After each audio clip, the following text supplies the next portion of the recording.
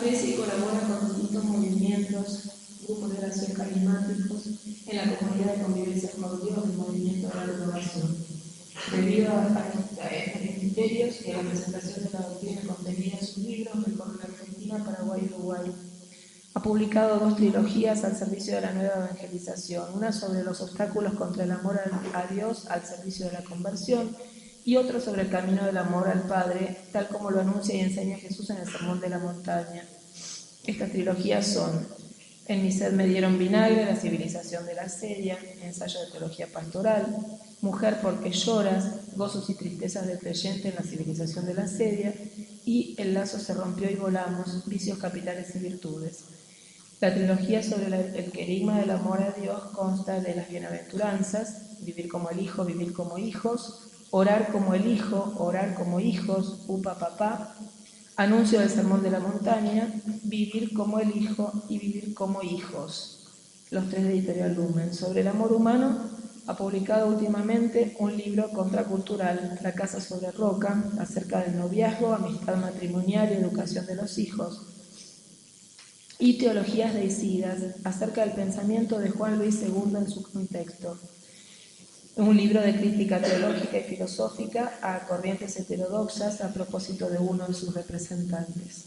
Vamos a escucharlo entonces en lo que creemos que es una conferencia que resume de alguna manera, un poco como modo de conclusión esta jornada, que es el liberalismo es la iniquidad, la rebelión contra Dios Padre, y que también ha sido de reciente publicación. Gracias.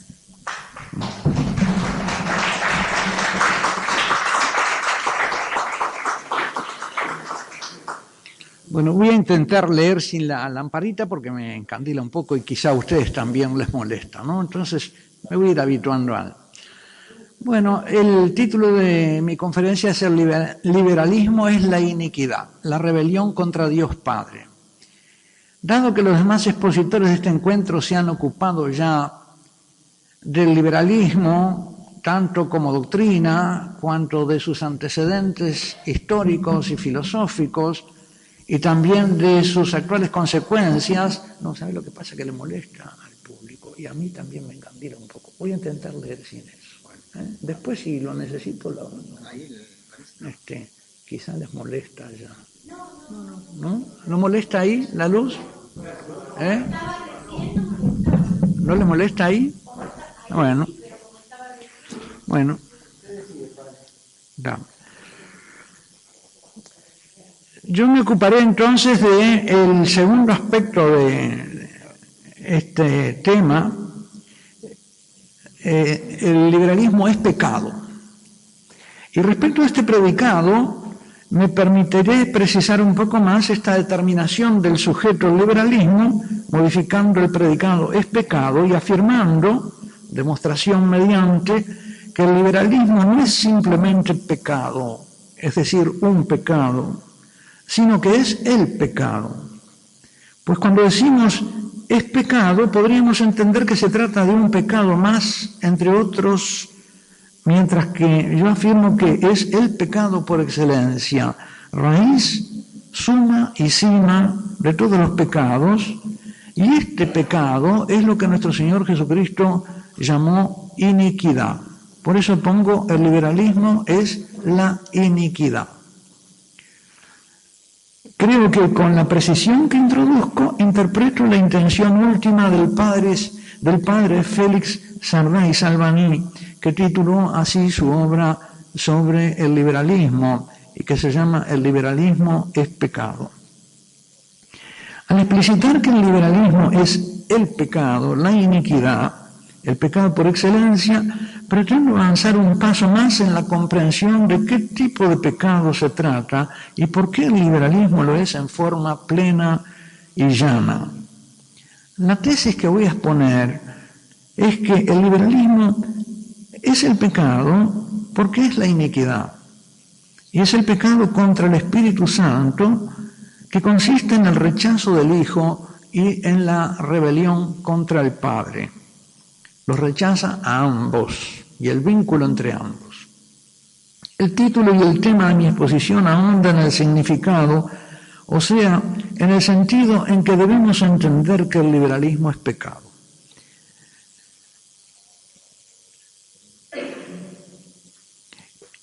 En el fondo, este pecado, esta iniquidad, es el pecado del diablo, del que se dice en el libro de la sabiduría que por asedia del diablo entró la muerte en el mundo y lo experimentan los que le pertenecen, cuando se rebelan contra Dios como el dueño y asociándose en un mismo no serviré, aspiran a colocarse en el lugar de Dios. Este es el pecado, suprema iniquidad, cuya plena manifestación está reservada al fin de los tiempos y a la que San Pablo llama el misterio de la iniquidad. Toda mi exposición tiende a mostrar al liberalismo como la manifestación del misterio de la iniquidad que San Pablo denuncia como actuando ya ocultamente en sus tiempos. Y aunque volveré sobre ello, conviene adelantar que la iniquidad consiste, según el Nuevo Testamento, en el rechazo de Jesucristo y de la revelación de Dios Padre como vida y salvación del hombre. La iniquidad es la oposición del espíritu impuro al Espíritu Santo y por eso es el pecado directo contra el Espíritu Santo. Este rechazo puede ser explícito, como el de los judíos y de otros que niegan validez a la revelación histórica cristiana, o implícito, como el de los ateos prácticos, los indiferentes o de los que no se oponen a la verdad, sino que simplemente la relegan distraídamente al terreno de los implícitos, que muchas veces es el terreno de lo que se considera innecesario explicitar y a veces incluso inconveniente hacerlo. Y pongo un ejemplo reciente para explicar a qué tipo de silencios, omisiones o bien olvidos me refiero.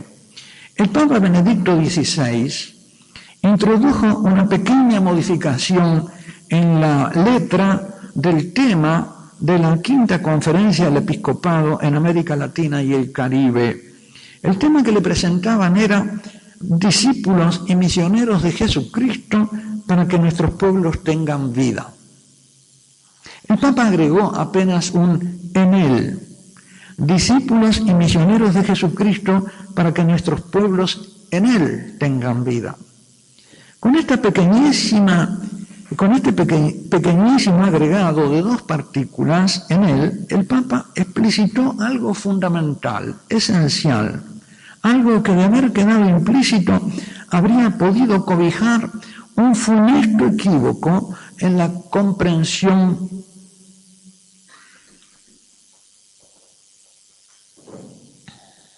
de la expresión tengan vida. Tener vida en él quiere decir tener vida plena de hijos que Jesucristo viene a anunciar. La meta de la misión de los discípulos queda definida explícitamente por su finalidad, para que tengan vida en él.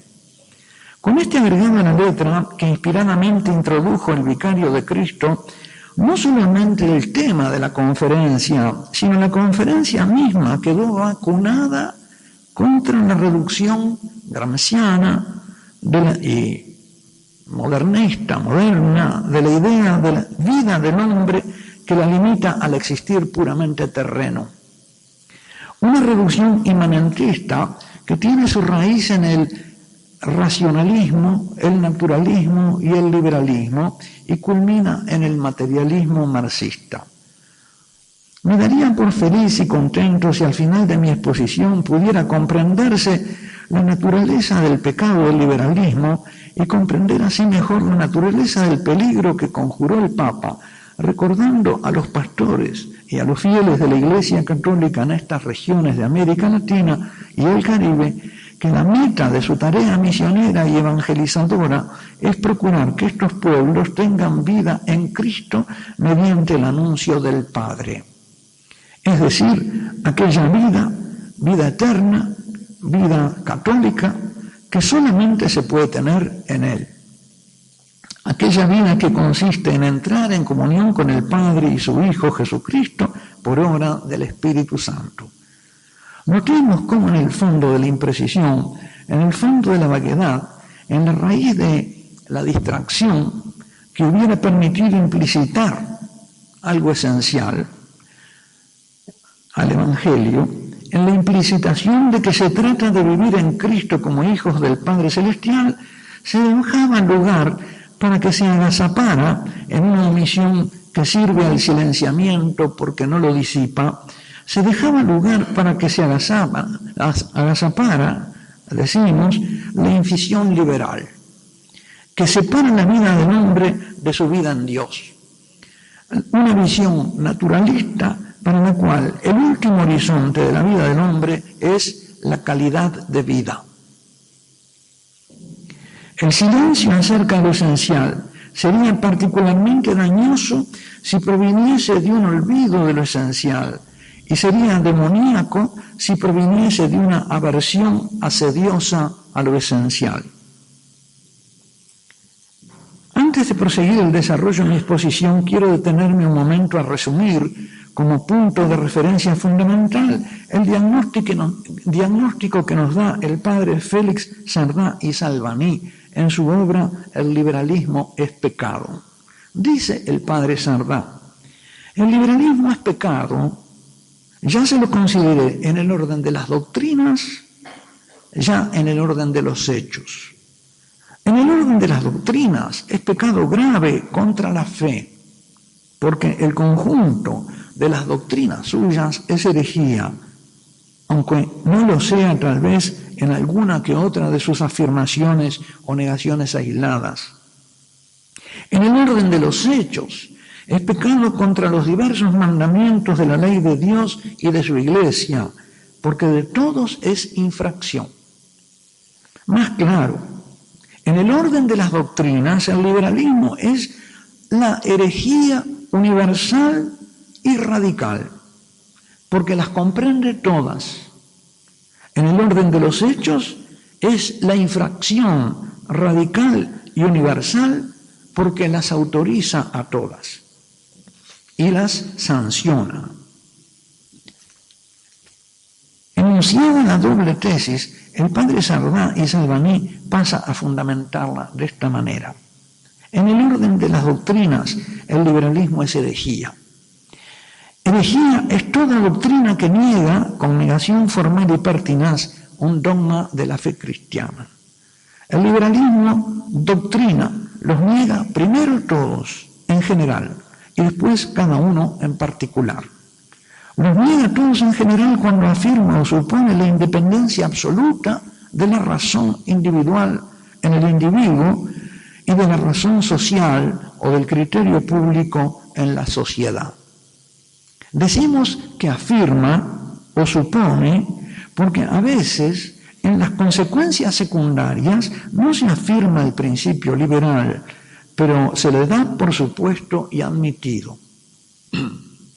Primero, niega la jurisdicción absoluta de Cristo Dios sobre todos los individuos y las sociedades, y en consecuencia la jurisdicción delegada que sobre todos y cada uno de los fieles, de cualquier condición y dignidad que sean, recibió de Dios la cabeza visible de la Iglesia. Segundo, niega la necesidad de la divina revelación y la obligación que tiene el hombre de recibirla si quiere alcanzar su último fin. Tercero, niega el motivo formal de la fe, esto es, la autoridad de Dios que revela, admitiendo de la doctrina revelada solo aquellas verdades que alcanza su corto entendimiento. Cuarto, niega el magisterio infalible de la Iglesia y del Papa, y en consecuencia todas las doctrinas por ellos definidas y enseñadas. Quinto, y después de esta negación general y en globo, niega cada uno de los dogmas parcialmente o en concreto a medida que, según las circunstancias, los encuentra opuestos a su criterio racionalista. Así, niega la fe del bautismo cuando admite o supone la igualdad de todos los cultos.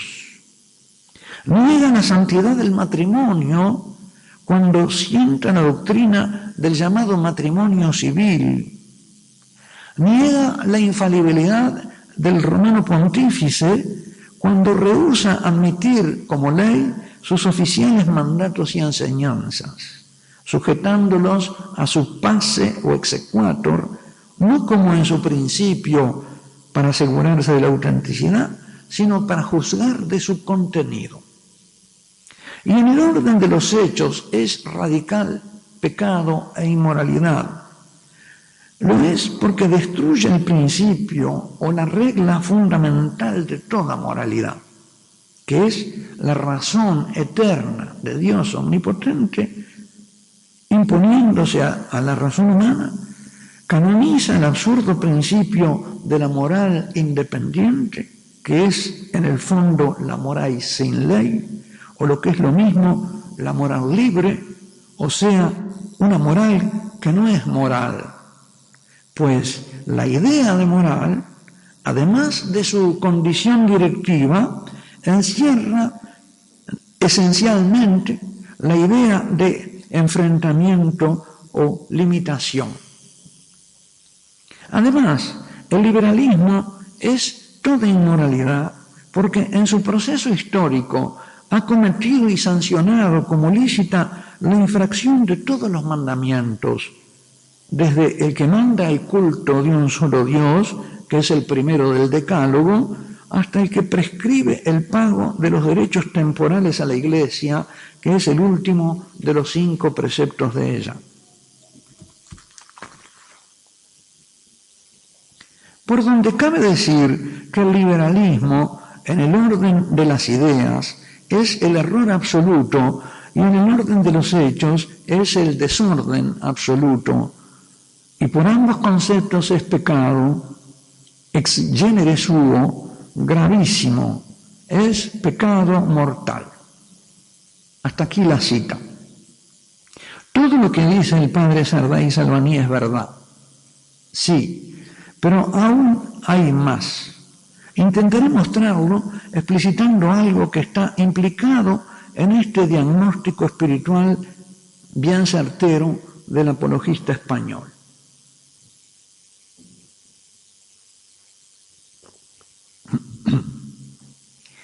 Ese más que hay es que el liberalismo es el pecado, y lo es en el sentido específico en que él es la iniquidad, la cual, nos enseña el Nuevo Testamento, es ni más ni menos que la puesta en acto de la suprema iniquidad anticristiana y antitea, incubada ocultamente en la historia, cuya manifestación virulenta es signo escatológico de los últimos tiempos, porque es causante de una disolución final de la humanidad y preámbulo de la dominación del anticristo.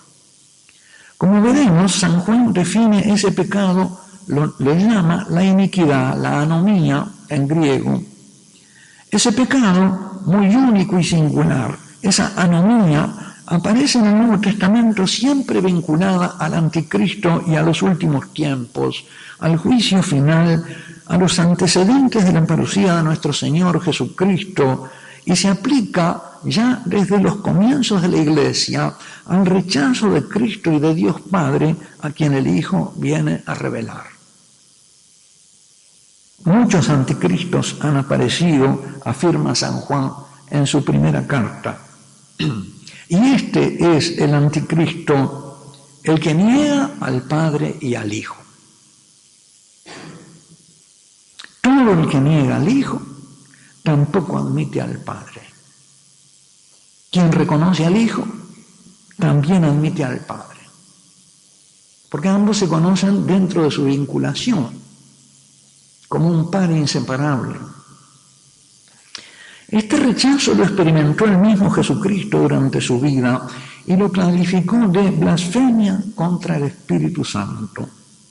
El mismo rechazo lo siguieron experimentando presente y operante dentro de ellas las comunidades eclesiales apostólicas. Y tanto Juan como Pablo, iluminados por las palabras de Jesús, interpretaron su naturaleza y anunciaron que recrudecería en los últimos tiempos. Veamos ahora un ejemplo de lenguaje inicuo que se desentiende de Dios. Véase como botón de muestra el lenguaje de la iniquidad moderna, lo que dice David Friedrich Strauss, pastor y teólogo protestante, árbitro ilustrado de lo que puede ser un Cristo aceptable. Dice Strauss: mientras el cristianismo sea considerado como algo dado a la humanidad desde afuera de ella, Cristo como alguien venido del cielo, su iglesia como una institución para quitar los pecados de los hombres por medio de su sangre, se estará concibiendo el cristianismo a lo judío y la religión del espíritu seguirá siendo carnal. Solo se entenderá al cristianismo cuando se reconozca en él que en él la humanidad solo se ha hecho más consciente de sí misma de lo que hasta ahora lo había sido. Que Jesús es solo aquel hombre en el que por primera vez se manifestó esta conciencia más profunda como una fuerza determinante de toda su vida y de todo su ser. Y que solo mediante el acceso a esta nueva conciencia se quita el pecado. Es un asunto de gnosis, del conocimiento del hombre acerca de sí mismo. No se trata de aquí conocer al Padre y al que lo reveló en su Hijo Jesucristo, y por lo tanto no se accede a la salvación y al perdón de los pecados por entrar en la comunión amorosa con el Padre. Queda abolida toda la dimensión del amor y de la vinculación de la fe cristiana, y se trata simplemente de un conocimiento que el hombre tiene por sí mismo y para sí mismo, y en el fondo de sí mismo.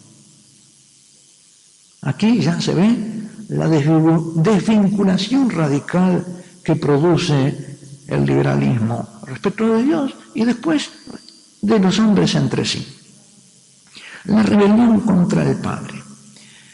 He querido subtitular esta exposición, La rebelión contra el Padre. La cita de San Juan que aduje antes nos enseña que en último término el pecado, la iniquidad, consiste en el rechazo de Dios Padre, en la rebelión contra un Dios Padre. Un rechazo y rebelión que se manifiesta en el rechazo del Hijo, enviado por Dios Padre, y de aquellos discípulos a quienes el Hijo envía como el Padre lo envió. No se quiere al Hijo porque se rechaza al Padre.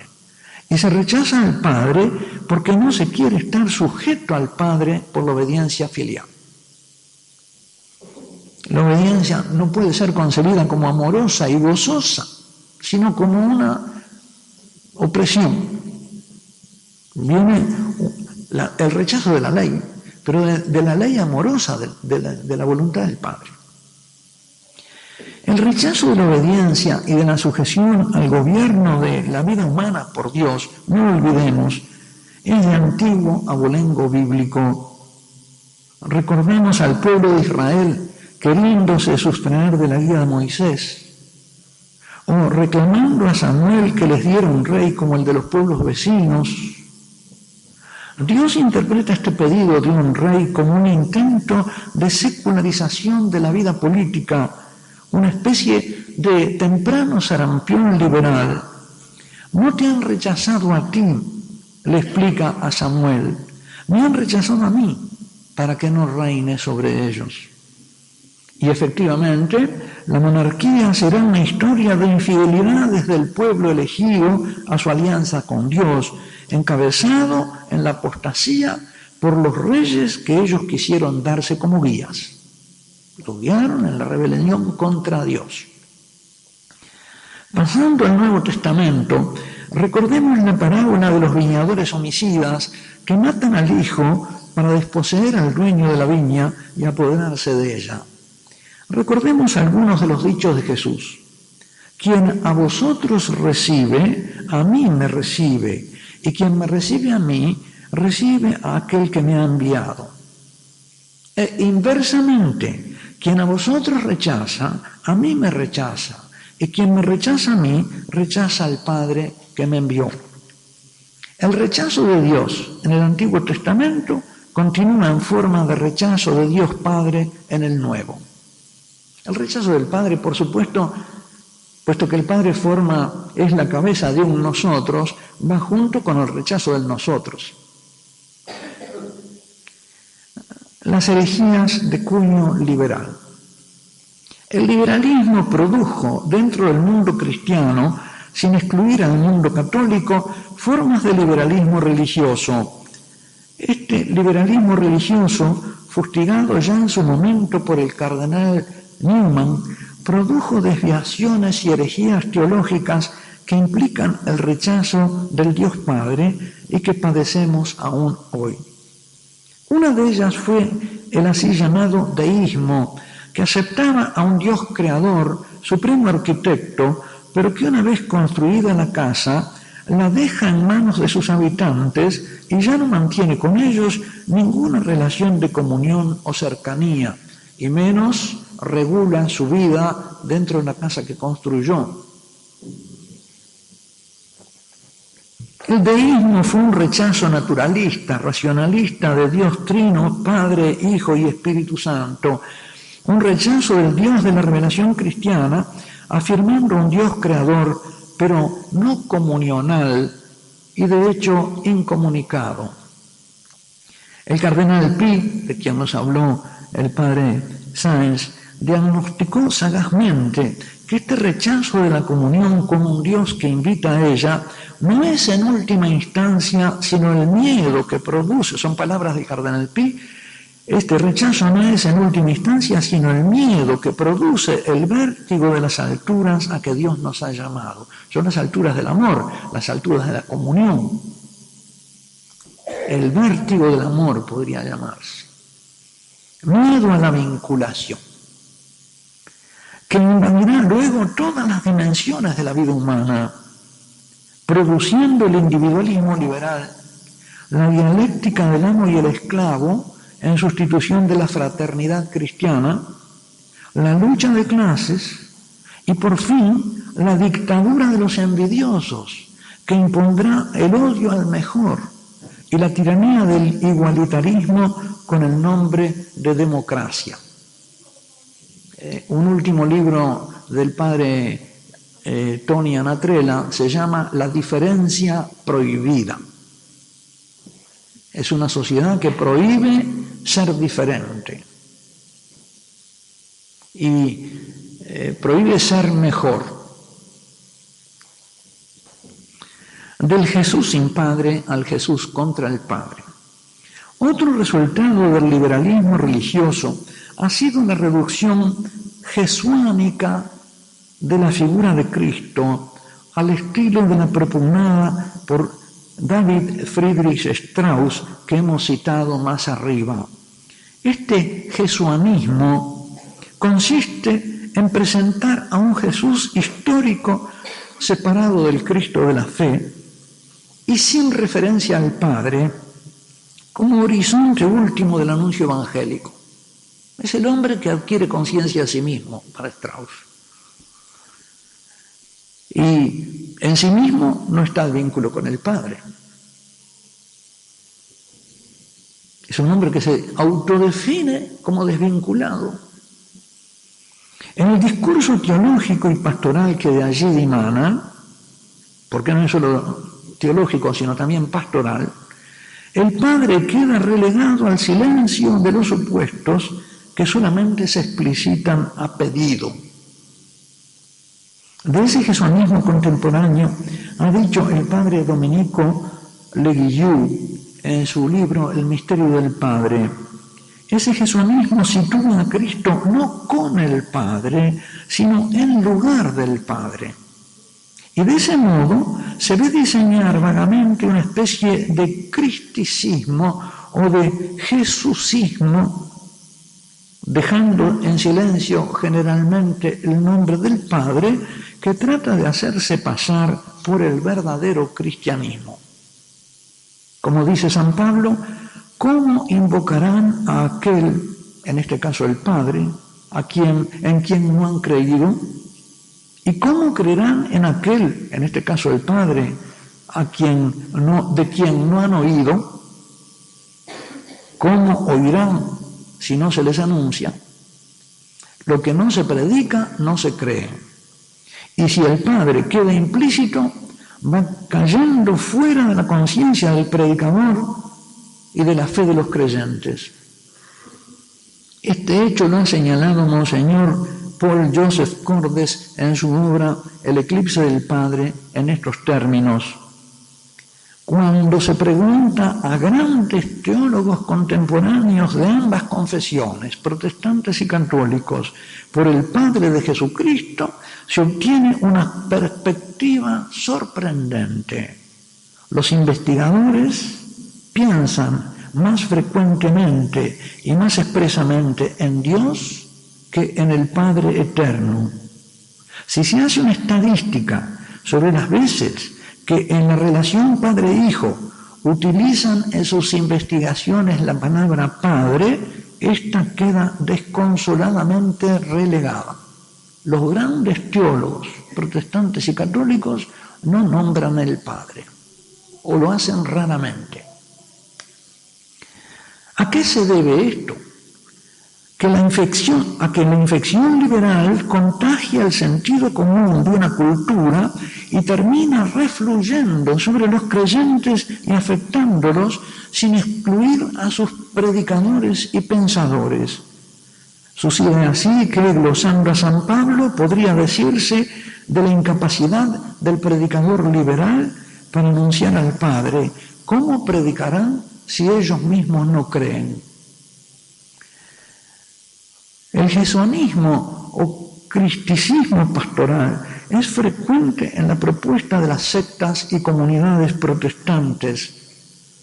Pensemos en lo que se oye predicar en algunas carpas y audiciones radiales de predicadores protestantes, donde todo se queda en el anuncio de Cristo, tu Salvador personal, sin referencia al Padre ni a la entrada en comunión con Él como punto de llegada de la salvación que se anuncia. En eso consiste la comunión. Esta es la vida eterna, que te conozcan a ti, pero no se lo puede conocer desde afuera de la relación. Por lo tanto, es vinculándose como se conoce, desde el amor, aceptando su amor y devolviéndole amor. Pero el mismo mal se ha venido extendiendo y penetrando también en el sentido común de los católicos, sacerdotes y teólogos incluidos. Los remito a su experiencia propia como oyentes de la predicación habitual en nuestros templos. Me decía alguien que había empezado, después de escucharme esto, había empezado a prestar atención y que se ha dado cuenta que era así. Personalmente me ha llamado la atención en el mensaje final de la conferencia de Aparecida.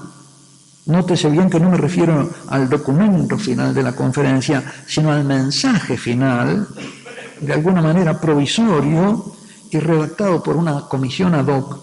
Me ha llamado la atención, digo, que en ese mensaje, a diferencia del documento posterior, el Padre ha quedado relegado a la región de los implícitos en toda la primera parte, que es la doctrinal y querigmática, en la que se habla de Jesús, 10 veces. Señor Jesús, 1 vez. Jesucristo, 4 veces. Predomina el hombre Jesús. En el mensaje se nombra al Padre solamente 3 veces. Así que son 15 veces Jesús, Señor Jesús, Jesucristo, y 3 veces el Padre. Nunca se lo nombra en la primera parte, donde se presenta Jesucristo, sino recién después de pasado el momento doctrinal y carismático en un contexto parenético en los números 4 y 5. De modo que Jesucristo es presentado sin referencia explícita a su Padre, y predominantemente como Jesús. El contraste con el discurso inaugural de Benedicto XVI es llamativo porque allí Benedicto XVI nos anuncia reiterada y explícitamente al Padre como la meta del proceso evangelizador al que convoca la conferencia de Aparecida y se refleja efectivamente en el documento final. del Jesús sin Padre al Jesús contra el Padre. El fenómeno que vengo describiendo de la creciente desvinculación de Jesús del Padre se acentúa hasta llegar a un paroxismo por efecto de la difusión del psicoanálisis freudiano de que nos habló el padre Andereggen, y tomo una cita de un escrito suyo que dice así: el psicoanálisis de Freud como método y técnica es intrínsecamente solidario de su intento fundamental. ¿Cuál es ese intento fundamental? Hacer consciente del modo más pleno la rebelión del hombre contra Dios Padre, radicada en la estructura inconsciente de sus vicios y pasiones no restauradas por el influjo de la gracia. Para Freud, como para Nietzsche, consiste en su oposición consciente contra Dios y en la pretensión de ocupar su lugar. De la rebelión contra el Padre a la sociedad sin padres. Como nota Monseñor Paul Joseph Cordes, Freud, que conocía la analogía entre el Padre terrenal y el celestial, para terminar con el Padre celestial tenía que liberarse primero del terrenal. Y por eso lo ataca en el alma del analizado mediante el psicoanálisis. Dice esto Monseñor Cordes. El padre Leguillou, en la obra que ya le cité, señala el hecho de que la abolición de Dios Padre está en la base de lo que Monseñor Joseph Cordes ha llamado el eclipse del Padre en nuestra cultura, una desaparición progresiva de las figuras paternas y de la cultura de la paternidad, una destrucción del varón paterno, en gran parte por su inmersión en la lujuria, que lo despersonaliza. La rebelión religiosa contra Dios Padre de la civilización liberal ha tenido consecuencias sociológicas y culturales, por lo tanto. Ha ido exterminando al hombre paterno, pero también al hombre filial, al hombre esponsal, al hombre fraterno. En Los demonios de Dostoyevsky, recuerdan ustedes, el padre liberal no cumple para nada sus funciones de padre. Prácticamente respecto del hijo socialista y revolucionario no es padre. Si la generación actual abandona a sus padres internándolos en un lugar de ancianos, es porque la generación de sus padres ya había internado a Dios Padre, relegándolo al cielo como un hogar de ancianos. Ya no convivían con Dios, sino que iban a verlo de vez en cuando, en días y horas de visita, y a veces nunca.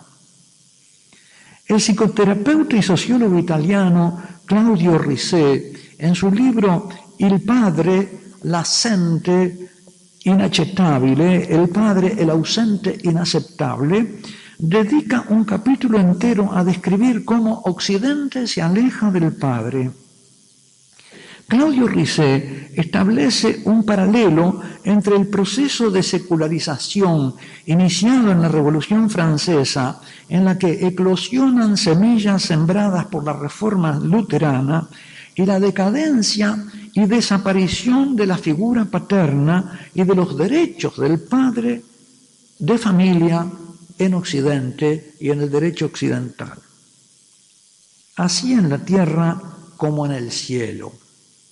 Nada de extraño, porque ha demostrado Mircea Eliade en sus estudios de la historia de las religiones que el hombre edifica su civilización y su cultura imitando a sus dioses.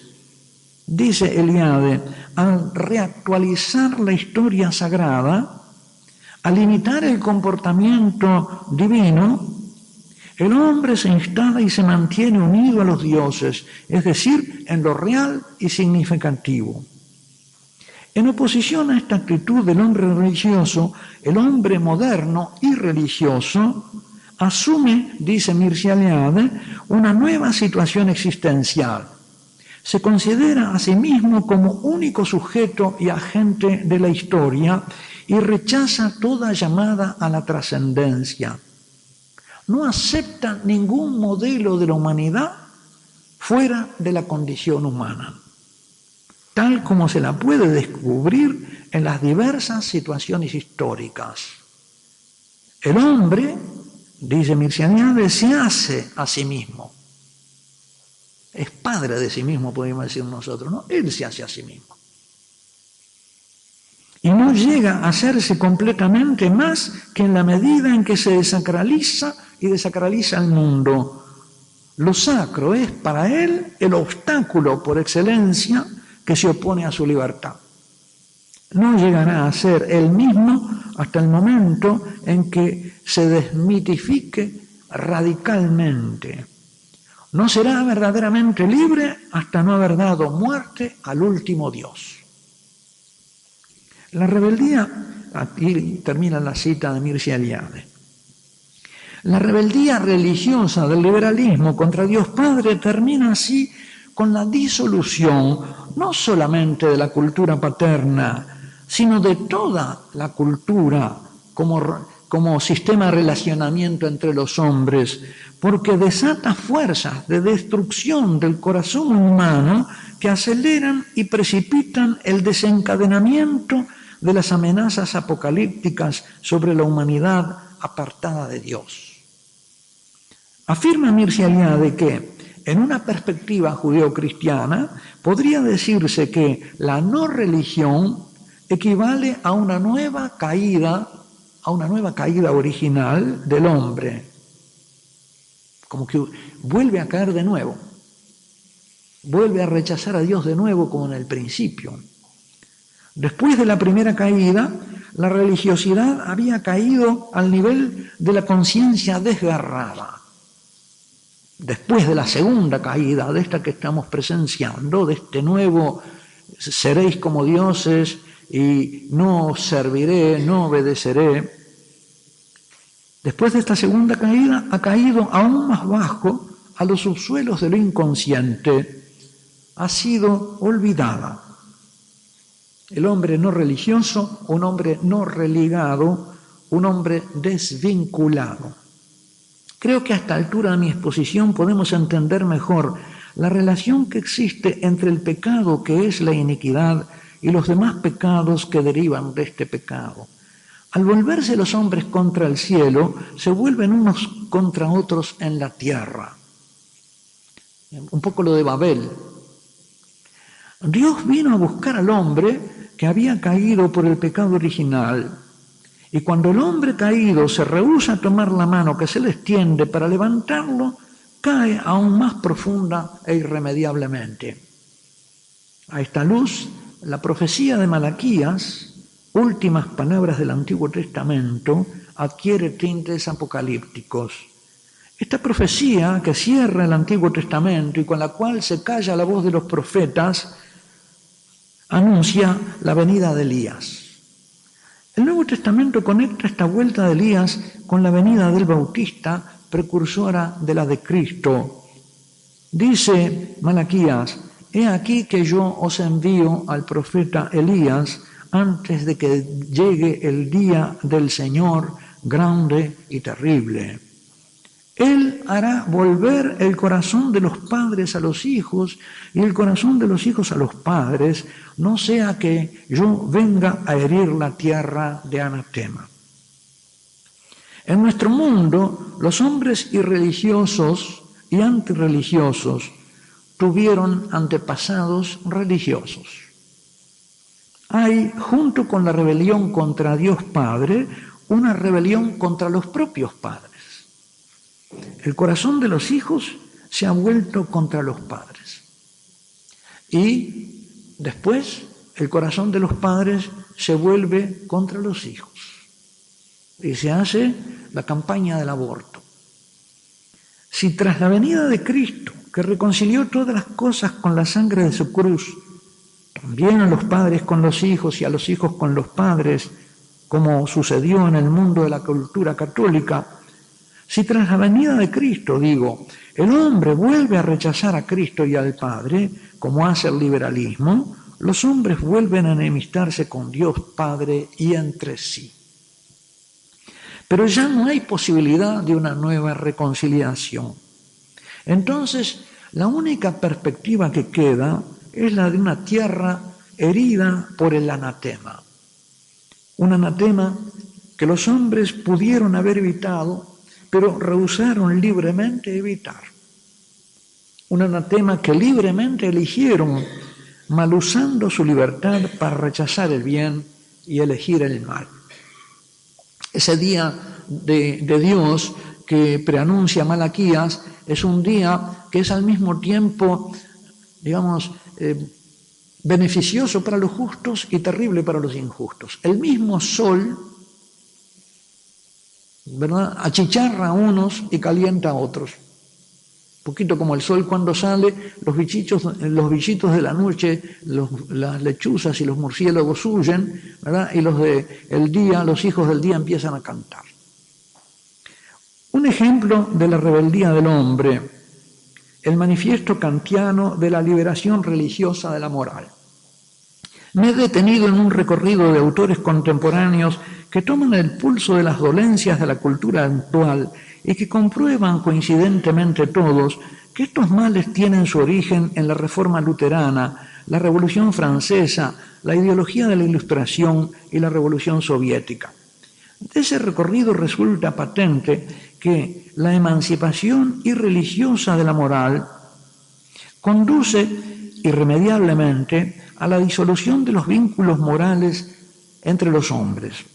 Estamos pues en condiciones de comprobar cómo la historia le está dando el desmentido a la utopía kantiana que propugnaba precisamente la emancipación de la moral de todo anclaje divino y religioso y, por lo tanto, su secularización. Escuchemos y juzguemos si fue acertado o no el manifiesto liberal de Kant. Dice Kant, la moral, en cuanto que está fundada sobre el concepto del hombre como un ser libre, la moral está fundada sobre el concepto del hombre como un ser libre. Tenemos la libertad. Que por el hecho mismo de ser libre se liga él mismo por su razón a leyes incondicionadas, no necesita ni de la idea de otro ser por encima del hombre para conocer el deber propio, ni de otro motivo impulsor que la ley misma para observarlo. Así pues, la moral, por causa de ella misma, no necesita en modo alguno de la religión. Entiéndase, de la revelación cristiana, de Dios, sino que se basta a sí misma en virtud de la razón pura práctica. El hombre para vivir y para ser moral no necesita de Dios ni de la religión. Él mismo se puede orientar a sí mismo. Contemos las guerras y las calamidades que desde Kant hasta ahora han azotado a las sociedades occidentales. Acabamos de oír el manifiesto de la iniquidad. La voz del pecado, del que dimana todo otro pecado, de la impiedad religiosa de la que deriva toda impiedad entre los hombres. Seréis como dioses, conocedores del bien y del mal. ¿Acaso el hombre libre, según lo piensa el liberalismo, necesita de la revelación cristiana, de un Dios por encima de él, Padre o Hijo o Espíritu Santo, o la gracia para vivir moralmente? No, gracias. ¿Acaso necesita ser salvado de algo por Dios? Para nada. Él se basta a sí mismo. La bestia de muchos cuernos que decía grandes cosas. Cuando leo este manifiesto de Kant, cuya falacia ha sido entre tanto desenmascarada por la historia subsiguiente, pero sin embargo vigente, y parecería que hoy más que nunca acude espontáneamente a mi imaginación la última bestia emergente del fondo del mar que Daniel vio en su sueño, el profeta Daniel. Sabemos que el fondo del mar en el lenguaje bíblico, es el lugar donde residen las potencias enemigas de Dios. La última bestia que surge del mar, a diferencia de las anteriores, es una fiera que habla. Dice grandes cosas. Las otras comen, desgarran, pero esta habla y dice grandes cosas. Y sobre su cabeza despuntan y se multiplican los cuernos. Las grandes cosas que proclama son las mentiras de Satanás. Mentiroso desde el principio, padre de la mentira. Y los cuernos son los múltiples poderes políticos basados en esas mentiras. Los intérpretes cristianos del Apocalipsis han visto por eso acertadamente en esta bestia y sus cuernos las figuras de los poderes políticos y de las ideologías que lo sustentan. El naturalismo es un cuernito, racionalismo, el libre pensamiento, el liberalismo, el socialismo, todas grandes doctrinas, dicen grandes cosas, son mentiras. El comunismo, el marxismo, el progresismo, el secularismo, la modernidad y la posmodernidad. Esta bestia es figura, pues, de la suma de la iniquidad, del rechazo de Cristo y de la rebelión contra Dios su Padre. Esta bestia habla y dice grandes cosas, opone a la palabra de Dios, al verbo hecho hombre, su grandilocuencia y su verborrea, las voces de su propaganda, los discursos erróneos de su ideología, los manifiestos de la anomía. Si las bestias anteriores son temibles por sus fauces o sus garras, esta bestia lo es por su elocuencia engañosa. Una sofística convincente, opuesta a la palabra de Dios, que llegados al Apocalipsis de San Juan, se convertirá en un croar de ranas ensordecedor. De esta bestia, que figura Satanás mismo, puede interpretarse el dicho del Señor: no temáis a los que matan el cuerpo, el león, el oso, el leopardo que ve Daniel. Temed más bien aquel que puede llevar a la perdición al alma y al cuerpo, la cuarta bestia que dice grandes cosas, el padre de la mentira y todos sus servidores, el príncipe de este mundo y todos los reinos que le pertenecen, los 8 grandes. El pecado es la iniquidad. El liberalismo es, pues, una manifestación histórica del espíritu del anticristo que prepara, incoándolo en la historia, el reinado final del anticristo. Misterio de la iniquidad, cuya irrupción en los últimos tiempos profetiza San Pablo en un texto sobre el que volveré. Pero antes de hablar del misterio de la iniquidad paulino, volvamos a ocuparnos de la anomía, exponiendo cuál es su esencia según la expone la Sagrada Escritura. Y comencemos por la primera carta de San Juan.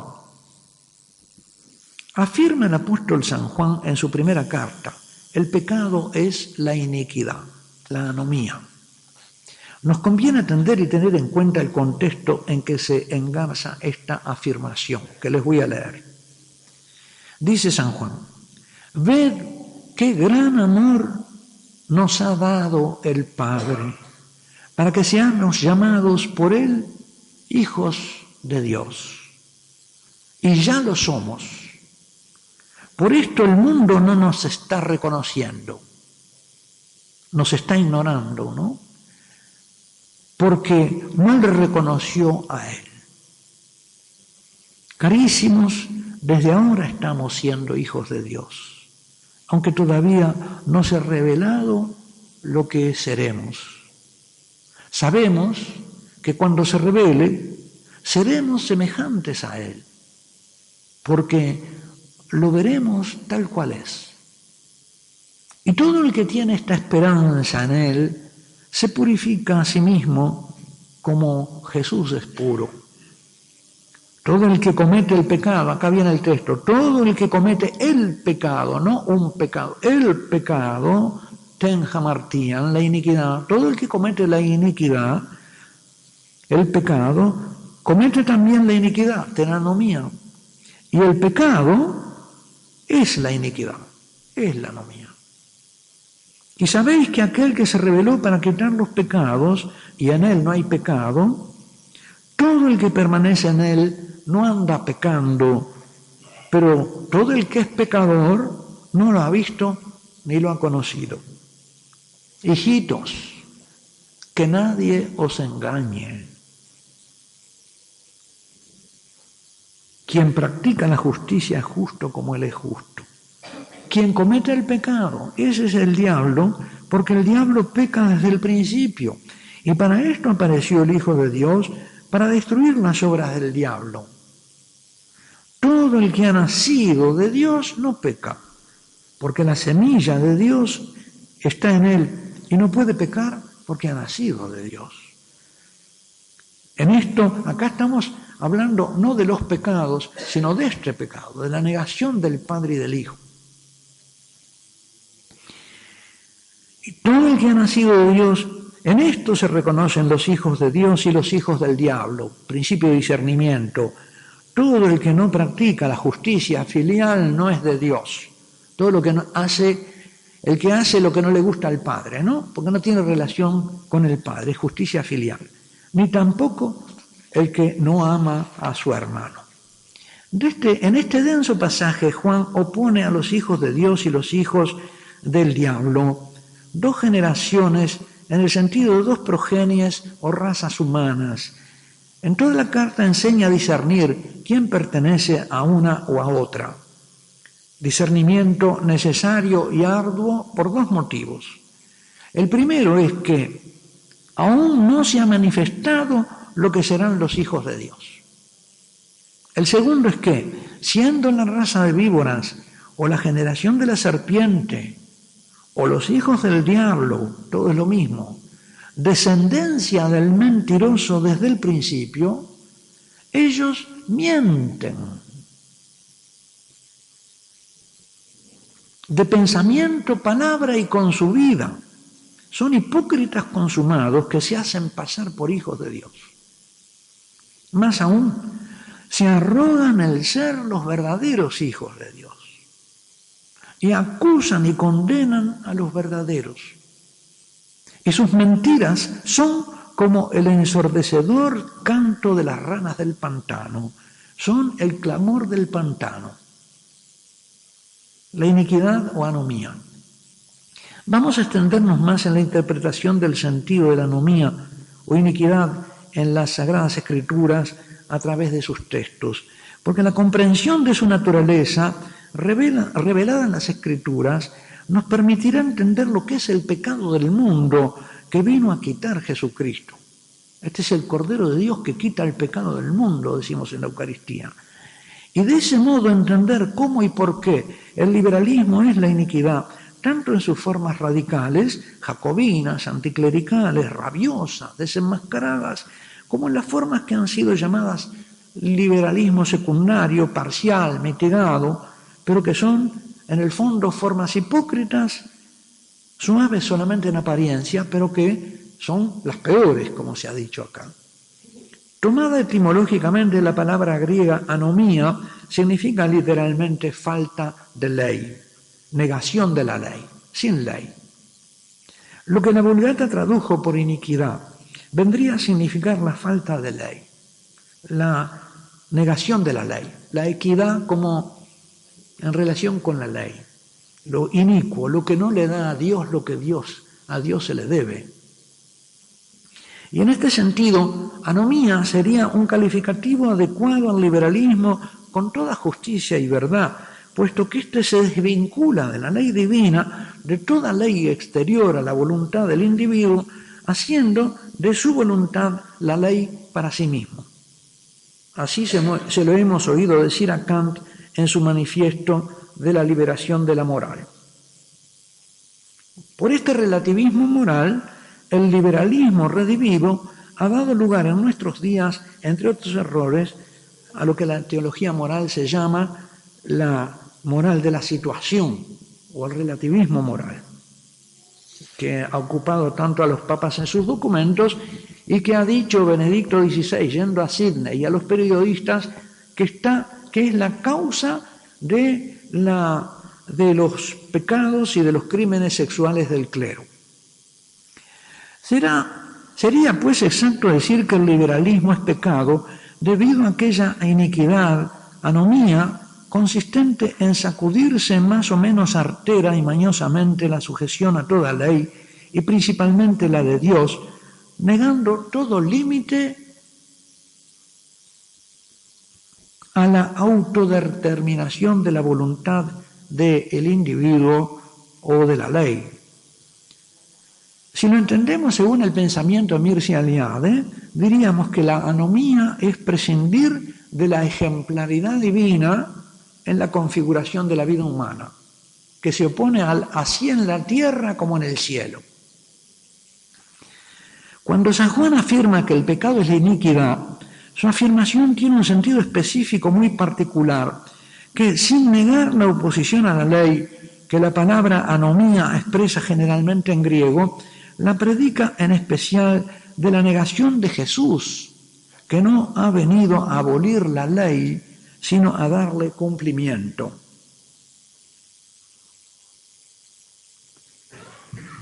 Considerando esta perspectiva cristiana, es obvio afirmar que quien rechaza a aquel que lleva la ley a su cumplimiento, rechaza la plenitud de la ley. Quien ignora, desconoce o prescinde de aquel que lleva a su cumplimiento y perfección la ley, comete la anomía total, última y extrema, incurre en la máxima iniquidad, en el pecado más radical y perverso, y por lo tanto el más funesto y mortal para sí mismo y para la humanidad. Anomía y escatología. La palabra anomía se usa en el Nuevo Testamento en contexto predominantemente escatológico, es decir, relativo al juicio, a la parusía, al futuro eclesial y al fin de los tiempos. No tiene, por lo tanto, un sentido predominantemente moral, sino predominantemente religioso, relativo a la salvación o la condenación de los hombres. En el Sermón de la Montaña dice el juez: muchos me dirán en aquel día, el día último, Señor, Señor, ¿acaso no profetizamos en tu nombre? Y en tu nombre lanzamos demonios, y en tu nombre obramos muchos prodigios. Entonces yo le declararé públicamente: nunca jamás os conocí, apartaos de mí, los que obráis la iniquidad. Lo que obráis la iniquidad, la anomía. Como ustedes ven, este concepto se remonta a la enseñanza misma de Jesús y habla de quienes pasaban por cristianos negando a Cristo o negando al Padre. Hablaban de Jesús, pero no hablan del Cristo, ni del Hijo, ni del Padre. La iniquidad será desenmascarada en el juicio, habrá podido ser perpetrada, por lo tanto, en la historia mediante la invocación del nombre de Jesús y obrando mediante esa invocación signos prodigiosos, profecías y expulsión de demonios que parecerían acreditar a los que los obran como verdaderos cristianos. Sí, han tenido eficacia, pero no es la eficacia de la gracia, es una eficacia engañosa. Jesús nos pone en guardia en sus instrucciones sobre el futuro. Mirad que nadie os engañe diciendo yo soy. El Mesías está allí o allá. Se levantarán falsos mesías. Estos impostores son los que se presentarán ante el juez diciendo: Señor, hemos hecho milagros en tu nombre. Se presentan y obran invocando el nombre de Jesús, pero haciendo hipócritamente su propia voluntad y no la del Padre, y odiando a sus hermanos. Se apartan de la comunión de la Iglesia. Anuncian una salvación mesiánica e intentan ponerla por obra. Pensemos, por ejemplo, en ciertas autoproclamadas teologías de la liberación que se presentan en el nombre de un Cristo liberador, pero postulando la lucha de clases. Anomía y escándalo. Pero continuemos con nuestra lectura de los pasajes de la Sagrada Escritura. En la parábola del trigo y la cizaña, que nos remite a los últimos tiempos también, cuando se separarán, se dice: Así como se recoge la cizaña y se echa al fuego para que arda, así será la consumación del mundo.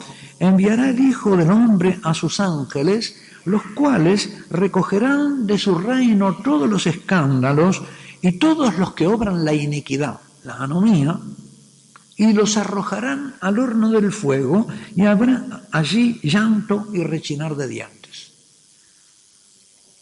Este texto exige algunas observaciones.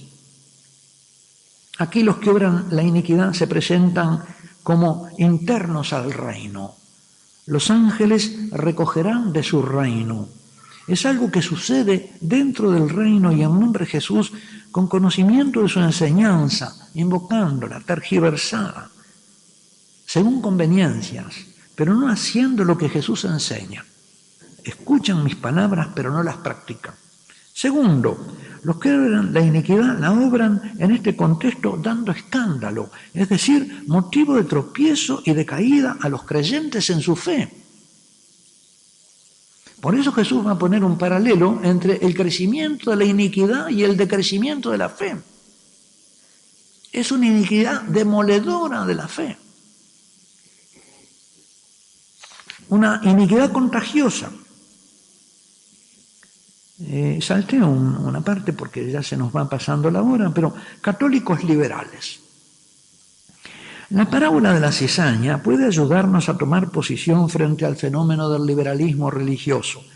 Es bastante obvio que el liberalismo, más en su versión religiosa, ha escandalizado a muchos. Es decir, les ha dado motivo de tropiezo en el seguimiento del camino cristiano de Cristo hacia el Padre. Los ha hecho caer en el camino del Padre. Ha sido causa de extravío para muchos católicos, sin excluir clérigos ni obispos, desviándolos por los caminos del catolicismo liberal.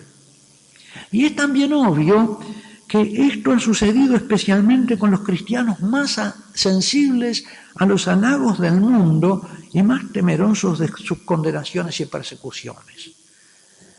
El padre Félix Sarvey Salvaní observa cómo la iniquidad liberal instalada en la mente de sacerdotes y obispos se convierte en motivo de escándalo, de tropiezo de los fieles, que por ese motivo terminan encontrando aceptables las opiniones liberales y por fin perdiendo la fe. A los fieles que se espantan de que algo así pueda suceder, les dice: sí, amigo lector, sí, puede haber también por desdicha ministros de la Iglesia liberales, y los hay en la secta fieros y los hay mansos, y los hay únicamente resabiados, exactamente como entre los seglares. No está exento el ministro de Dios de pagar tributo a las humanas flaquezas. ¿Y qué tiene esto de particular cuando no ha habido apenas herejía alguna en la Iglesia de Dios que no haya sido elevada o propagada por algún clérigo? A aquellos hombres de iglesia que han sucumbido al contagio liberal les son aplicables las palabras de Jesús: vosotros por de fuera parecéis justos a los hombres, mas de dentro estáis repletos de hipocresía y de anomía, de iniquidad. Y quizá también aquellas de que el que haga tropezar a uno de estos pequeños que creen en mí en el camino hacia el Padre, más merece que lo echen al fondo del mar, el lugar de los enemigos de Dios, con una piedra atada, de molino atada al cuello. La iniquidad según San Pablo. La enseñanza de San Pablo sobre la iniquidad prolonga la doctrina que se desprende de los textos de San Mateo y de San Juan. El pasaje más significativo que contiene esta enseñanza dice: por lo que respecta a la venida de nuestro Señor Jesucristo y a nuestra reunión con Él, os rogamos, hermanos, que no os dejéis alterar tan fácilmente en vuestro ánimo, ni os alarméis por alguna manifestación del Espíritu, por algunas palabras o por alguna carta presentada como nuestra, que os haga suponer que está inminente el día del Señor. Que nadie os engañe de ninguna manera. Primero tiene que venir la apostasía y manifestarse el hombre del pecado, el hijo de la perdición, de la anomía, de la iniquidad. de la perdición apoleias. El adversario, el que se levanta sobre todo lo que lleva el nombre de Dios o es objeto de culto, hasta el extremo de sentarse él mismo en el santuario de Dios y proclamar que él mismo es Dios. Seréis como dioses, ¿no? Es la segunda usurpación, la segunda caída. ¿No os acordáis que ya os dije esto cuando estuve entre vosotros? Vosotros sabéis qué es lo que ahora le retiene para que se manifieste en su momento oportuno. Porque el misterio de la iniquidad, de la anomía, ya está operando. Tan solo con que sea quitado de en medio el que ahora le retiene, entonces se manifestará el inicuo, el anomos, a quien el Señor destruirá con el soplo de su boca.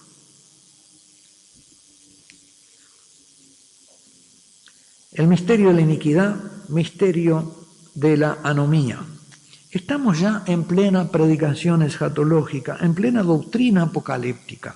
Y por eso podemos vincular al liberalismo con aquella iniquidad escatológica que, invocando los misterios cristianos, se opone a ellos y sin embargo los parasita, obrando prodigios en su nombre. Prodigios de eficacia, por ejemplo, que se atribuyen a sí mismos para recomendarse, aumentar su prestigio, engañar a los elegidos con su hipocresía. Romano Guardini, el fraude y doblez de la modernidad. Romano Guardini ha sabido describir la perplejidad del cristiano frente a la edad moderna en estos términos que muestran sus rasgos comunes con el misterio de la iniquidad. Dice, el recuerdo que tuvo el cristiano de la rebelión de la edad moderna contra Dios fue demasiado vivo. Su forma de poner todas las esferas de la actividad cultural en contradicción con la fe y esta misma en una situación de inferioridad fue excesivamente sospechosa. Además, dice Guardini, se produjo aquello que hemos llamado el fraude, la hipocresía de la modernidad. Aquella doblez que consistió en negar, por una parte, la doctrina y el orden cristiano de la vida, mientras reivindicaba de la otra para sí la paternidad de los resultados humanos y culturales de ese orden y de esa doctrina. Yo diría, hemos hecho prodigios en tu nombre. Esto hizo que el cristiano se sintiera inseguro en sus relaciones con la edad moderna. Por todas partes se encontraba en ellas ideas y valores cuyo abolengo cristiano era manifiesto, pero que sin embargo eran presentados como pertenecientes al patrimonio común. En todas partes tropezaba con elementos del patrimonio cristiano que sin embargo se volvían contra él. Una invocación de Cristo contra los cristianos. Es un hecho digno de ser reflexionado ulteriormente.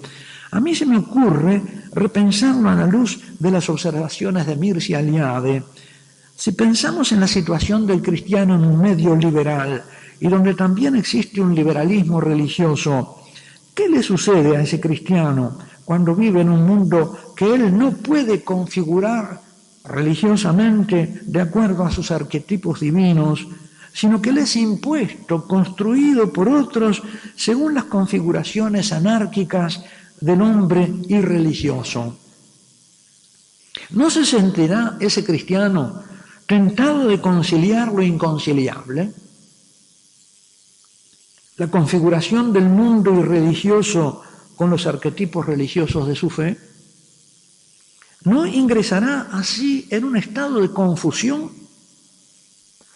¿No podrá escindirse en él la fe religiosa por un lado y un sentido común liberal secularizado por el otro?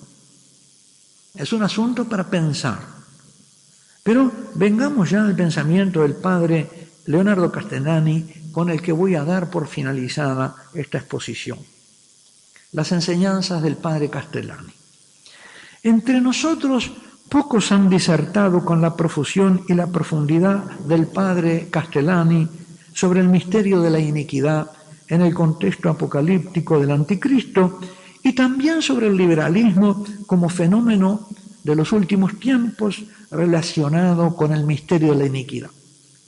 Voy a recordar aquí algunos pasajes de Castellani que me parecen sirven de repaso y confirmación de lo dicho por expresar una visión coincidente con lo que he venido exponiendo. Espero también que sus dichos amenicen esta argumentación que ya va siendo demasiado larga.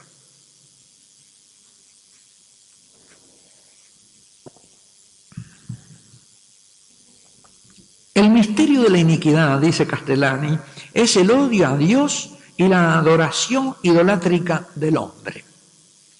Aunque en este lugar el padre Castellani no establezca la ecuación entre liberalismo, ella es evidente.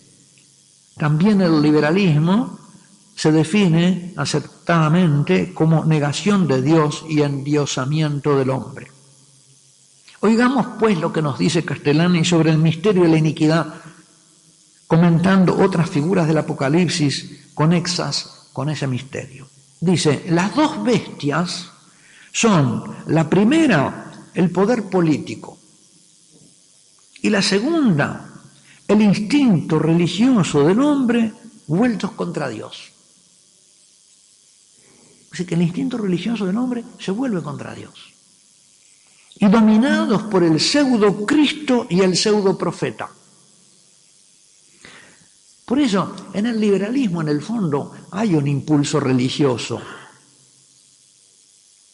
Es un ateísmo fervoroso de la religión de la adoración del hombre que se adora a sí mismo. La gran ramera es la religión descompuesta y entregada a los poderes temporales. La adoración del hombre con el odio a Dios ha existido siempre. Él tiende a corporizarse en cuerpo político y aplastar a los santos. Él fue quien condenó a Sócrates, persiguió a los profetas, crucificó a Jesús y después multiplicó los mártires.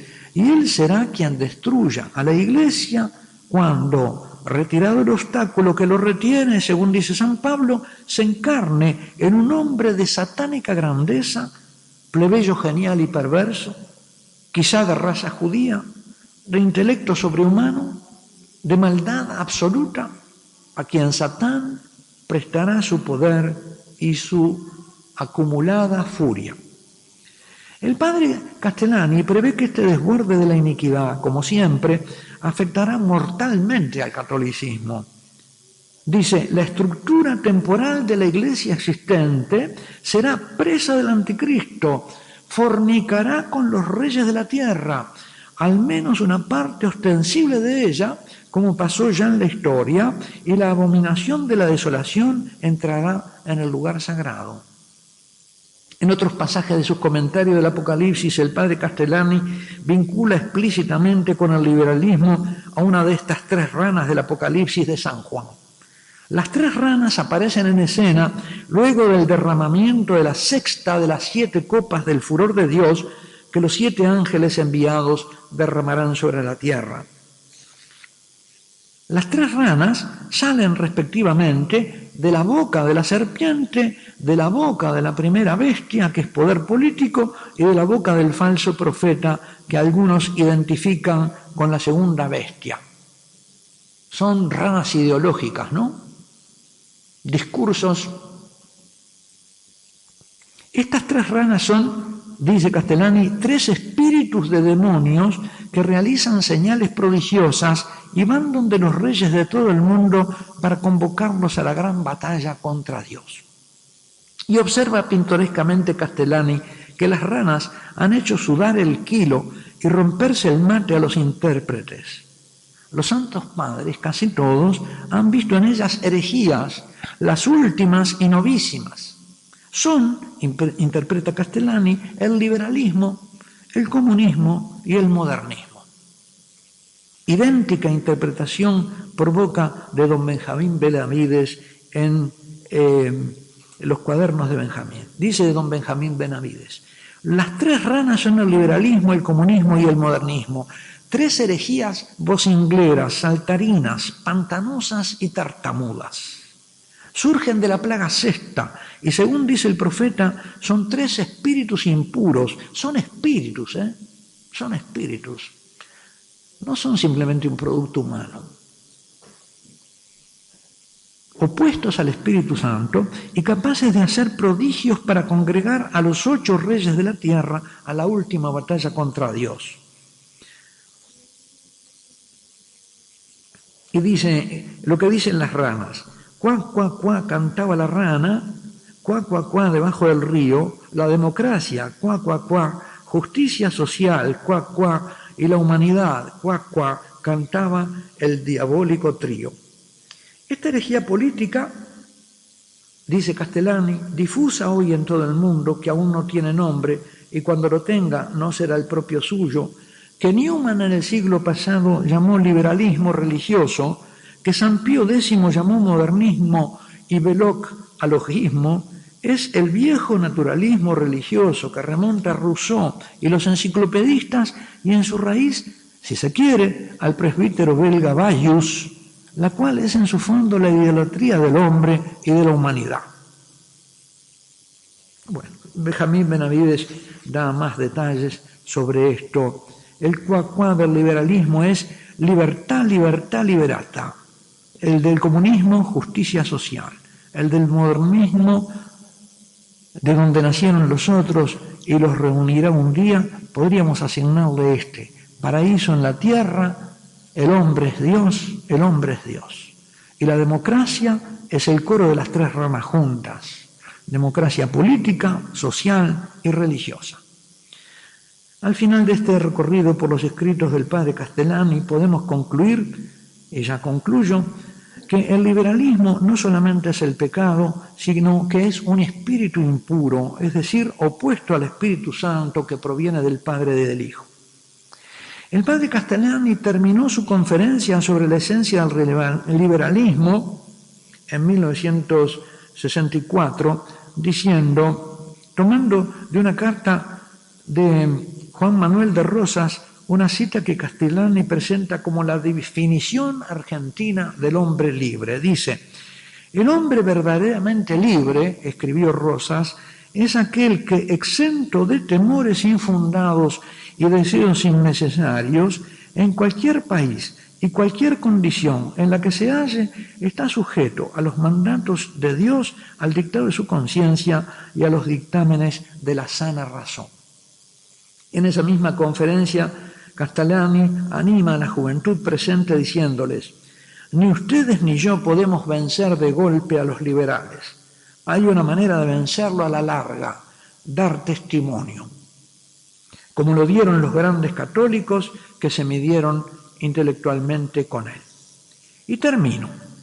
He intentado mostrar cómo y en qué sentido es posible decir que el liberalismo es el pecado, la iniquidad suprema, el pecado contra el Espíritu Santo, que obra la obediencia filial amorosa al Padre en los hombres que viven como el Hijo, que viven como hijos, y es por lo tanto en su esencia la rebelión contra el Padre que le grita el no te serviré, no quiero obedecerte, porque no quiero ser hijo tuyo, no te reconozco como Padre, no te reconozco ningún derecho sobre mí, no quiero recibir mi ser de ti, quiero ser yo mismo mi principio y mi fin, yo soy Dios.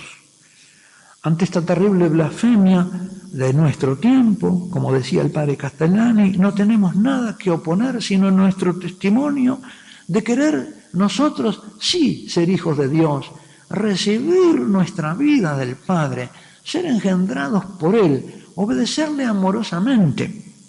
Por eso los invito a orar conmigo diciendo esta oración en sus corazones. Oh Padre, engéndranos en esta hora y en cada hora, en este día y en cada día. Nosotros sí queremos recibir el ser de ti, ahora, siempre, en cada momento, aquí sobre la tierra y en el cielo eternamente, para que podamos glorificarte como tú lo mereces. Danos tú el ser, el ver, el escucharte, el pensar, el entender, el querer tu voluntad, el recordar siempre tu amor, quererte sobre todas las cosas. Oh tú, Padre, fuente de caridad, de dónde venimos, hacia quién vamos, gozo nuestro y paz nuestra, felicidad nuestra. Te adoramos por tu grandeza, te alabamos por tu amor y tu bondad, te bendecimos. No tenemos felicidad fuera de ti. Darte gloria es la bienaventuranza de tus hijos. No nos dejes entrar en la tentación, en esta civilización de la sedia en la que nos has colocado, de la cual nos preservas, que se entristece por nuestras alegrías. Líbranos del malo, que nada pueda su tristeza contra el gozo de ser tus hijos, para que nada empañe tu gloria y la que le diste a tu Hijo Jesucristo. Amén. Y llenos de alegría por ser hijos de Dios, oremos juntos repitiendo el Padre Nuestro que Jesús nos enseñó. Padre nuestro que estás en el cielo, santificado sea tu nombre. Venga a nosotros tu reino. Hágase tu voluntad en la tierra como en el cielo. Danos hoy nuestro pan de cada día. Perdona nuestras ofensas, como también nosotros perdonamos a los que nos ofenden. No nos dejes entrar en la tentación y líbranos del malo. Amén. ¡Viva Cristo! ¡Viva!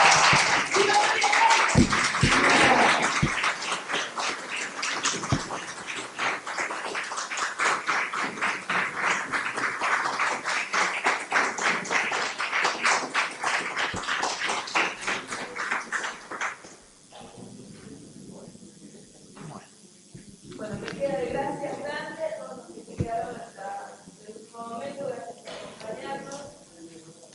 Si alguno puede traer algunos talleres de la clase, ahora